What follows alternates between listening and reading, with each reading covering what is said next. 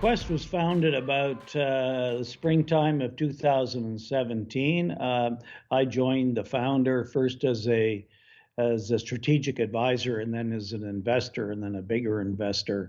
And today I'm the executive chairman, really leading the build out of the company. I saw in KWESST a great opportunity to do a rinse and repeat of things we've done very successfully before, which is to pick off really high value, high growth niche markets in the defense and security sector and go on to dominate those niches. And that's what we've done on a few occasions. And the reason we select these market opportunities is that they're multi-billion dollar markets and they're global markets. And that's what we look for, right? Ourselves as people very experienced in the industry, investors ourselves in the industry over the years, and people who build out significant companies, right? And across different niche segments where we've got leading technology, we've got a very experienced team, and we've got the relationships in the industry to make it all happen, and we are making it happen.